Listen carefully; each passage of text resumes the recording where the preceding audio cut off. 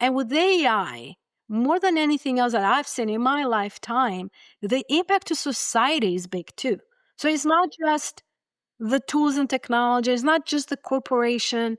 Everything is happening at scale and fast. And access to this technology is so easy right now. The impacts are high. Um, and I think something to understand is also that at the end of the day, we as humans, not only do we need to be in the driver's seat with AI, we are accountable for it.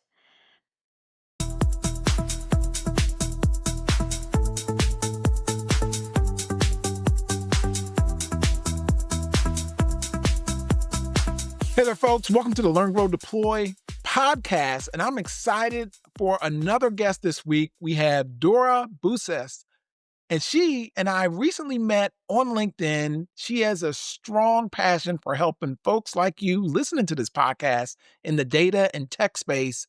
Dora, glad to have you on the show this week. How's it going? Mark, how are you? I'm so excited to be here. You just said we recently met, and yet, wow, time flies, right? It's been, well, quite a while, actually. It's been months, but I'm so excited to be here with you today. Thank you for having me.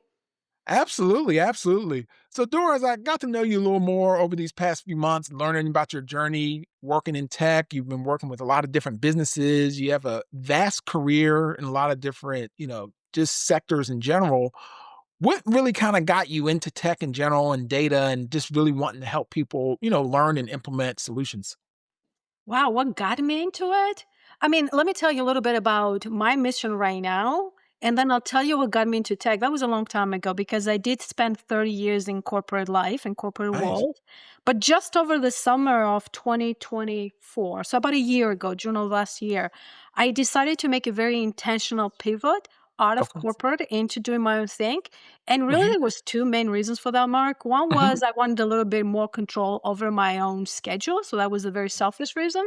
But the Yes. other one too is I really wanted to put all of my energy and passion into something that I'm very passionate about, and that is how do I help other people? How do I empower, especially data leaders and Hmm. women in tech and those high achieving professionals in our data and tech space to Hmm. accelerate their own growth and Yeah. success, be it a data and AI strategy initiative, driving transformation of the organization, or just their own careers and leadership. These are Gotcha. the topics that I'm very passionate about. And like I said, I spent 30 years in corporate. And even when I was in corporate, I would say the last 10 years or so of my corporate career, I Hmm. would give back, be a mentor for women in tech. I would speak, do podcasts, go to events as a speaker, webinars, things like that. But back to your original question, I started 30 years ago, and what got me in data and tech is because at that time I thought it would be the profession of the future. So I wanted to do something. It was a very That's great. practical decision. It was. You were right. You bet right. And That's great. it's been a rewarding career though. Mhm. And even though I've come up the ranks and I've always been very hands-on and a practitioner, Mhm. I've always, however, been very business minded. And for me, when I was in corporate and now in my role now, it's always, well, in corporate is like, how do I help the business, or how do I help the ultimate patient or customer, client, Mhm. depending the business, because I work Mhm. cross-functionally, Okay. care, finance, education, retail, insurance, and so forth. I was Mhm. always about how do I leverage the tech Mhm. and all of the great work that we do in the data and tech space that are a little Mhm. bit more process oriented and guidelines and technology, but to help the business, not Got just for it. the sake of the tech, to help the business move forward. And the ultimate beneficiary, really, patients, clients, depending the industry. No, that's a great answer there. I really appreciate that. And I know the learners or the listeners to this podcast are going to love hearing that response. And for me personally, when you were talking about transitioning, right, from the corporate into doing your Mhm. own thing, want to take more control of your time, like, how would you describe the difference in like working for like a big enterprise or, corporate company and taking, working with their customers to kind of implementing solutions for your new clients? Yes. So I've worked for large corporations, right? The likes of GE and Stryker and Prudential, Mhm. companies that had anywhere from 50 to a couple 100,000 people working for them. The Yep. biggest difference is the speed at which I can implement something.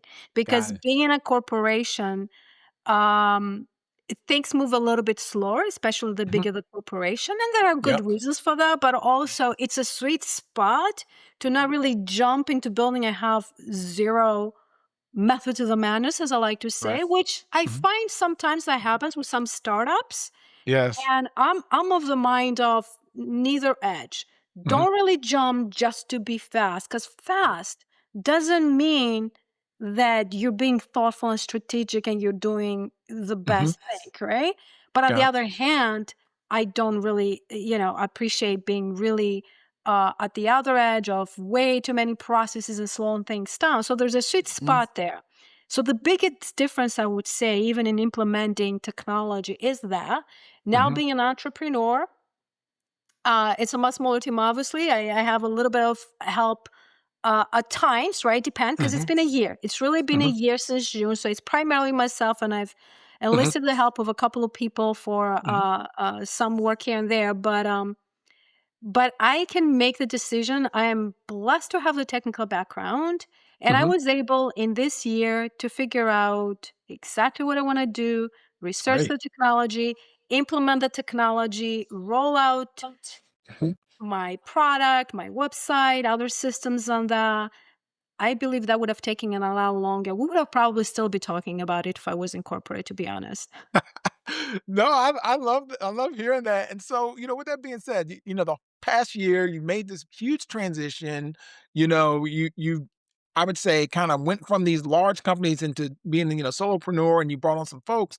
Like, with all this AI hype right now going on, right? There's so many different tools, there's so many different companies out there. It's all, all kinds of cool implementations, and whether you're using a large language model or you're just using some Mhm. basic tools. Like, how are you using some of these tools to help you in your new ventures? Yeah, in different ways. And I'm Mhm. a proponent, I'm an advocate for using the new technology.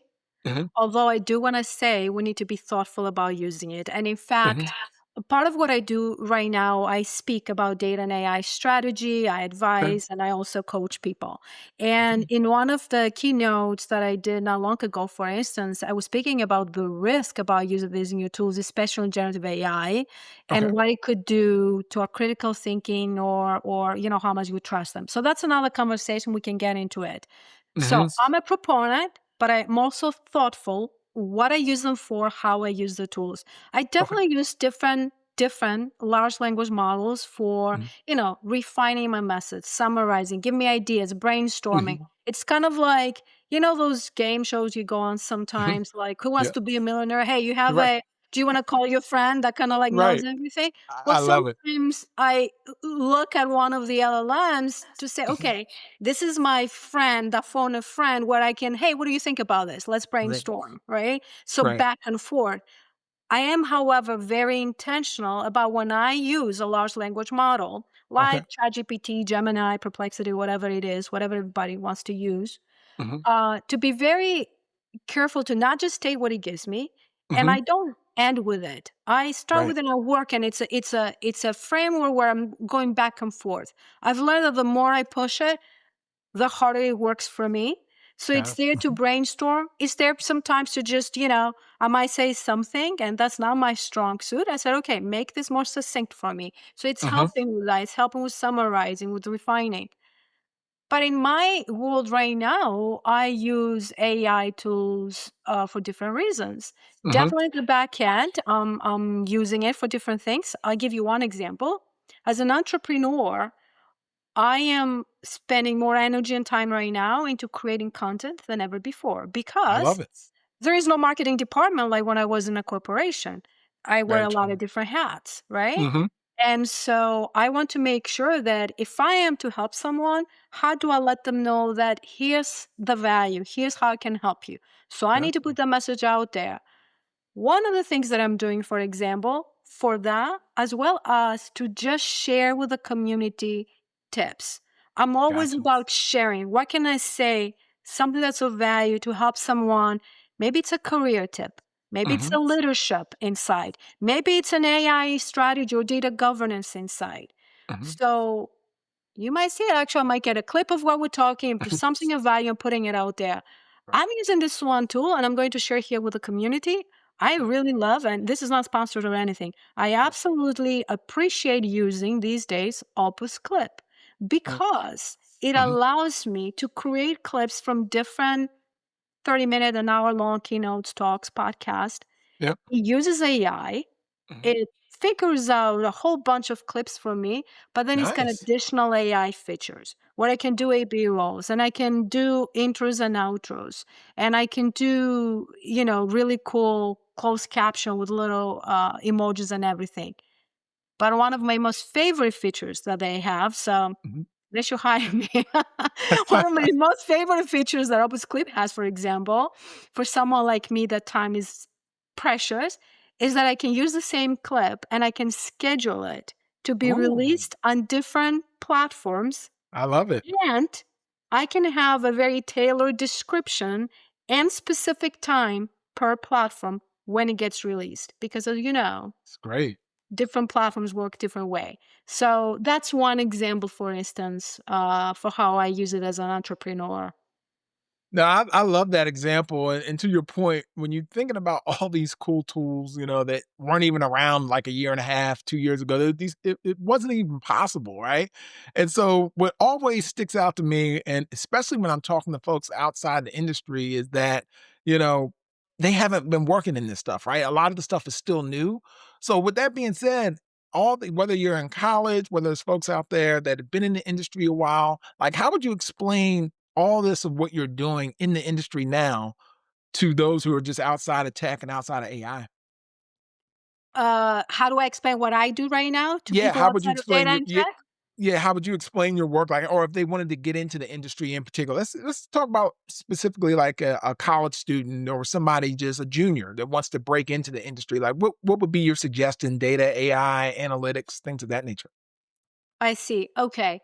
Um, well, if somebody wants to break into the data and AI industry right now, especially someone right out of college, junior, Mhm, obviously you need to understand the technology. You need to spend some time, learn some tools, and just get your feet wet and really go into it. I mean, I did the same thing with different technology back when I started my career, right? mhm, So that's just the start, however. And I think there's mhm, a lot of resources for people, but they need to start thinking, do I want to do more analysis? Do I want to do more development, software development? Do I want to get more mhm. towards architecture, right? So that you Right. can then figure out, well, who do I speak to? Who do I surround myself with to learn more about that industry or about that role or Right. about the company that I want to get into, right?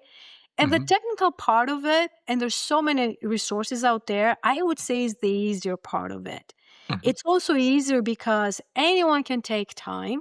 The Okay. tools are freely free trials, downloadable right now. You can really teach yourself a Mhm, lot of these new technologies.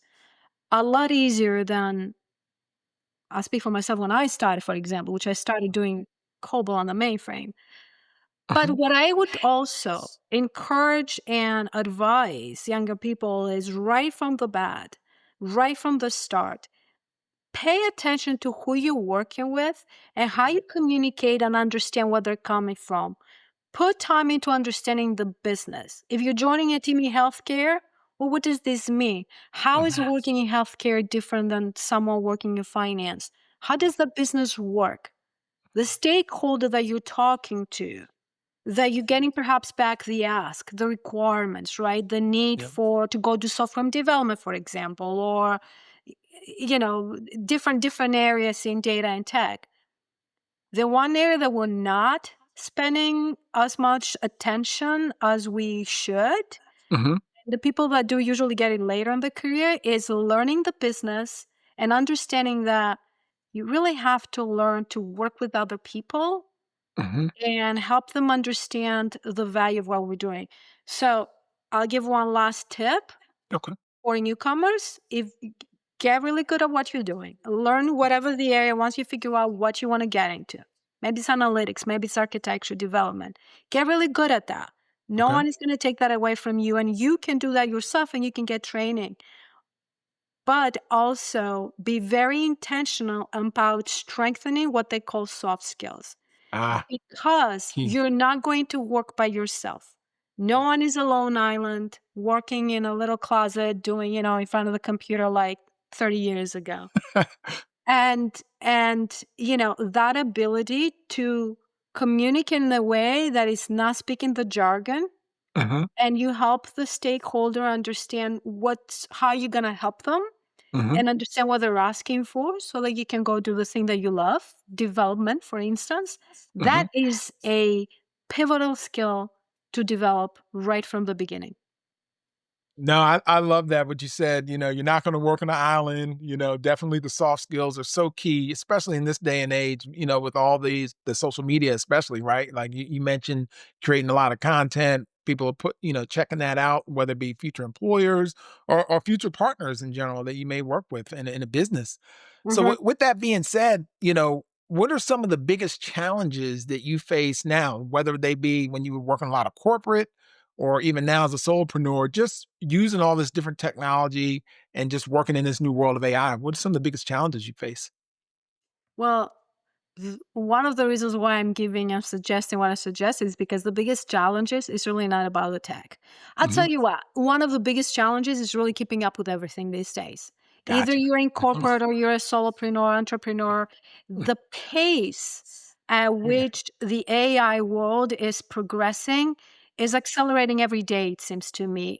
Right. It's almost impossible to keep up with what's Right. happening, Hmm. right? So that is a challenge, and I think that's unique in the perspective that it's harder than ever before, Yeah. right? Hmm. But the other challenge is, again, understanding what do people need and how Hmm. you can help them and show them the value of what you're working. When I was in corporate, I worked on, I led big transformations with data and tech. Hmm. But I went from idea to pitching and getting funding, building the function from the ground up, and then driving the transformation on global level. There is there is deep expertise required there to know the data and tech side, Hmm. especially because I was working on the data governance, data management side of things. There is deep domain expertise that one needs to know. But the harder part of it was really just driving that transformation, which brings me right back to understanding who I'm helping, Hmm. understanding their business and their pain points, and getting good at helping them understand how I could help them, how what we're driving here, because it's a change, will help them. Yeah. And I would say probably that's the third challenge, if I were to put it, is just change. Well, it's the pace, but it's also just change everywhere, because it's not just the technology changing. With technology changing, new businesses get born. The Mhm. business True. itself, the way it's been running always, needs to change the way of doing and thinking. So I think that's probably another one of the bigger challenges of our days. No, I like how you said that because we've been working with a lot of different AI tools, specifically within on the cloud side of things, a lot of Google stuff. And what's wild is to me is like you said, every day. Yesterday there was a new announcement. Tomorrow there'll probably be a different announcement, right? And so with that being said, is like all this cool stuff's out there, that new is changing fast, as you just mentioned. Yeah. Like, what about the ethics though? You talked a little bit about ethics earlier. Like, I'm just curious, as you transition, like I said, working with a lot of large enterprises and doing more, working with other businesses as a solopreneur, like, how's the ethics working in that space? Like, what are your thoughts there? So I think we need to be very intentional about it. When I'm talking about ethics, I'm thinking about the bias and the data, because it's there. So it's a matter of, are we intentional about managing it, about, managing it so it's not as bad as it would be otherwise, right? Right. How are we using it? I can even share a personal story that will show you Great. different aspects of it, because it's about how transparent are we? Hmm. How inclusive are we? Are we using a Hmm. data set? I've heard of use cases, for example, where the data set was used to feed the model, AI Hmm. model, and it was just leaving whole zip codes out, right? Wow. Which is not fair to the people. Hmm. Everything we do. So here's the thing: everything we do with these AI tools Mhm. it actually has a real impact back to you and me and the people listening to us, Yep. because it's a product or a service Mhm. that it influences or produces or serves at the end of that flow, or maybe it's a stepping stone to a bigger flow. At the end of the day, it ends up being some product, some service, Yeah. something that goes back to you and me. And with AI, more than anything else that I've seen in my lifetime, the impact to society is big too. So it's Mhm. not just the tools and technology, it's not just the corporation. Everything is happening at scale and fast, Mhm. and access to this technology is Right. so easy right now. The impacts are high. Um, and I think something to understand is also that at the end of the day, we as humans, not only do we need to be in the driver's seat with AI, we are accountable for it. Absolutely. Which means if I'm working with a generative AI, I'm not going to take it for granted. Don't believe it. It still hallucinates. And I will give you a personal story that Mhm. I think will hit a couple of different dimensions of what we're talking about. Okay. All by chance, because it was my name, I came across a blog that was probably 2 years ago now, a year and a half, maybe 2 years ago. Mhm. It was a blog that was posted on the website of an actual business. You know, you go to the Okay. website, you're like, who we are, what our services, our products, here's Mhm. resources, blogs, and so forth. Well, that blog was talking about me, and it Okay. was published on this company's website. This is an Interesting. actual real company. They have a business analytics platform that they Okay. actually say, we're really good. We're using large language model. We have an Mhm. we're doing work with LLMs. We're the latest and greatest. Well, that blog, when I read it, it was 60% hallucinations. Wow. More than likely, what happened, from what I can tell, is they fed it one of the podcasts that I did. Mhm. And I could tell because the blog itself was so well written and structured. It's like a dead giveaway that this Mhm. is very well formatted. AI has something to do with it, right? Right. More likely. And he was saying things like, Dora, with her expertise and her smarts and our product, totally turned around this retailer that was at the brink of bankruptcy, and now they're thriving. Dora has a PhD in data science from MIT. I do have a certification from MIT. It's not a PhD in data science. Okay. Dora's mentor is Joe Schmo, world renowned. He's a professor at MIT. Have you Wow. heard about Dora's memorable quote? There was a whole paragraph that said Dora's memorable quote, and he had a whole paragraph explaining it. Now, let me tell Wow. you, it was a phrase I said in the Mhm. podcast in one context. Okay. It was another phrase I said in the podcast in a different context, took the two phrases together, flipped one word, made a brand new memorable quote, and wrote a whole paragraph around it. Mm. Wow. People go to this company. It's a modern data analytics product company. Okay. Okay. You find them at the events. They usually have, I'm not going to say who it is Right.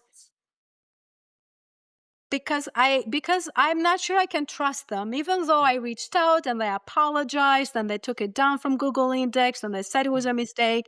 Then I heard later they did it to somebody else. I can't tell. It was too Mm. close. So I don't know if it was an honest or not mistake. But not only, if you go to a valid business's website and you read something, you would take it perhaps for granted. This is a Mhm. valid business. Well, Right. that was 60% hallucinations. And although it was all positive about me, it doesn't matter. It could be just as The easy other they could be negative. and Right. and and it's not true, number 1. Right. But number 2, as a business, there's a responsibility here. What do you serve out to your clients and your customers? Absolutely. And if that's what's happening with putting something on the website, I don't know that I can trust you with the product True. that you're selling me, right? Yeah. And the accountability, the responsibility and accountability stays with the business. Mhm. And there's one case that I know of that actually went to court. Mhm. So when we talk about ethics and responsible AI, things to think about. There was an airline Mhm. that a client went to that airline's website Mhm. to buy a ticket, and they said, "Hey, is there a bereavement policy? These tickets are expensive. This is for a funeral I have to go." The chatbot was so empathetic, really pretending because he doesn't have feelings. And they said, yes, no worries. So sorry for your loss. We have a bereavement policy. You have Mhm. 90 days from the day you purchase the ticket to come back, fill out this form, and you get reimbursed. You get the discounted price because of bereavement policy. And the Okay. guy said, okay, goes to the funeral, comes back, goes back to the airline saying, okay. Mhm. And the airline said, oh, we're sorry. Uh, The website was wrong. We'll fix it. We don't have such a policy. Wow. The Jeez. gentleman didn't like it, took Mm. them to court. And in court, the airline, this was in Canada, in Mhm. court, the airline argued that it's not their fault because the chatbot is a legal entity. They argued the chatbot was a legal entity. Wow. Judge didn't buy it. The judge ruled against the airline, and Mm. obviously, all the implications from that, they had to pay back and all of this, which is a very real example. Again, Mhm. you can't just say, oh, the chatbot did it. No, Right. we are in the driver's seat, how we use it, what we trust from it, how much we use it to really not just be fed whatever, but use it as a tool, Right. right? But also in our organizations, yeah, the buck stops here, right? We are accountable Right. for what we put out there, not the AI technology. It's a Wow. great technology. Mhm. It's the latest and greatest. Tomorrow will be something else, even newer.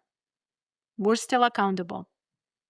Wow, I appreciate that's a wonderful story for the listeners here. I mean, that's just crazy. Like you said, accountability is key. And to your point, like the chatbot doesn't just show up by itself. Somebody had to put it there, right? So it doesn't just create itself.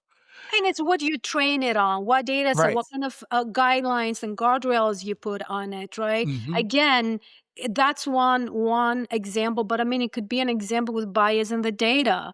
I can Sure. give you more examples. I don't know if we have the time Right. but I can just tell you this: the bias is there in the data. So it Mhm. is up to every organization to Mhm. take the right measures, to put the right hooks in the process, to Mhm. pull the human in the loop and the right hooks in the process Mhm. to actually manage for that and Yeah. to have feedback loops, because if I get now even more tactical, more operational, right?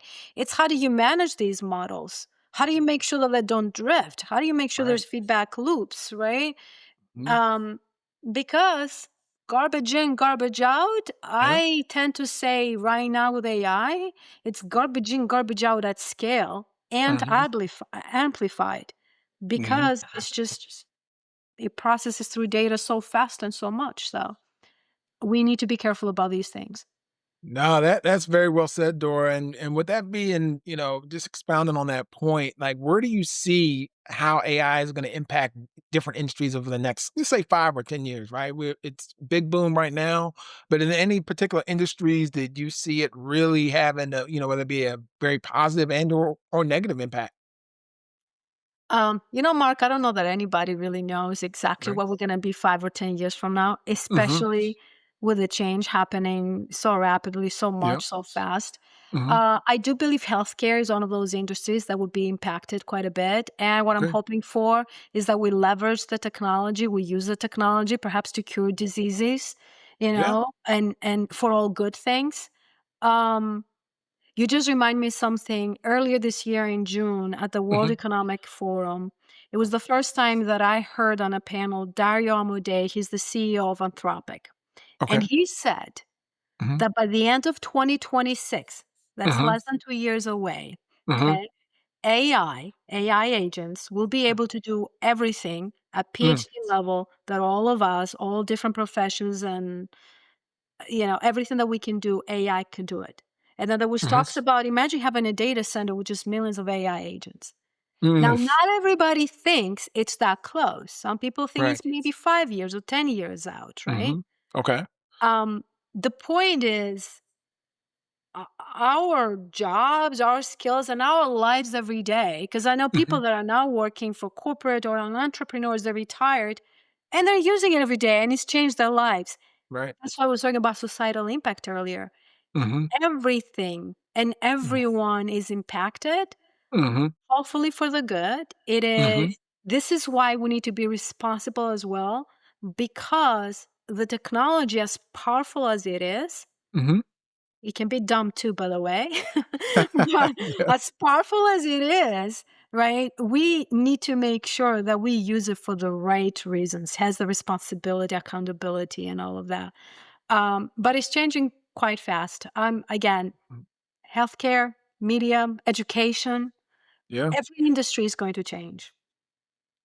Well, Dora, look, this is wonderful conversation. Before we wrap up, any other thing you'd like to share with our listeners? Any other type of experience, or you just like them to know about you?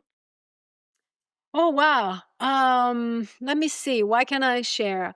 Well, first of all, thank everyone for taking the time. If you're still listening, you're still here. Thank you for taking the time. I hope this is helpful. Yep. Helpful to everybody.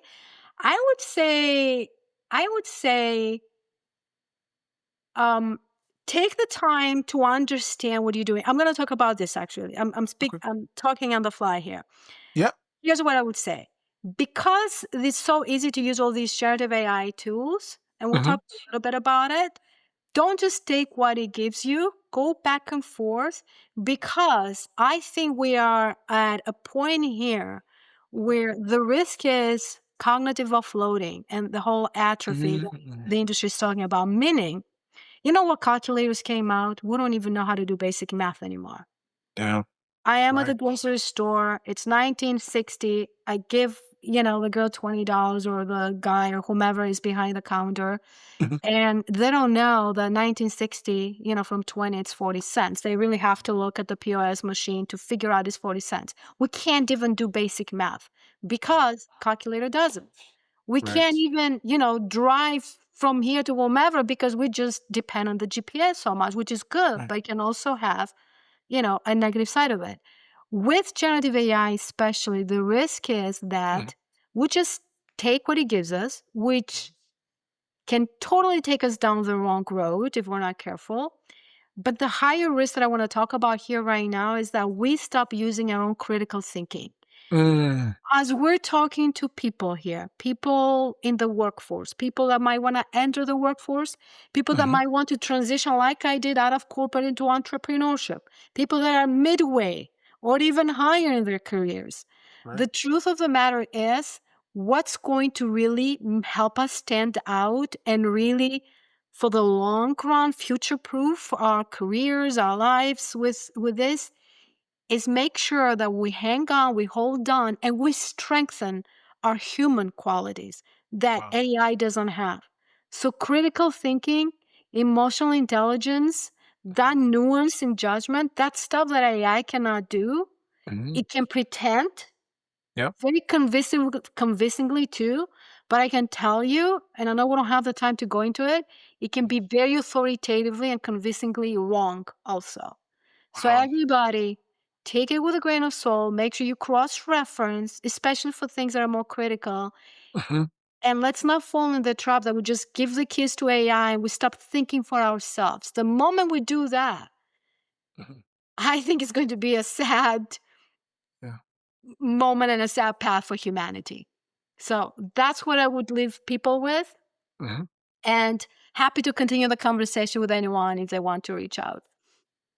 Well, Dora, look, this was wonderful conversation. Thank you for all your insights. You have a vast amount of experience in a lot of different areas, and I know our listeners are going to love this conversation. I'll be sure to include all your links to your social media in this episode. I'll see you again in the future. Thank you, Mark, for having me. It's been a Thanks, pleasure. Dora. Thank you. Thanks for watching this week's show. I hope you're subscribed. If not, be sure to hit that button. And also, be sure to follow me on social media like LinkedIn. I'm on LinkedIn Learning if you want to learn some cloud. And also, be sure to check out any previous episode you may have missed. See you in the next one.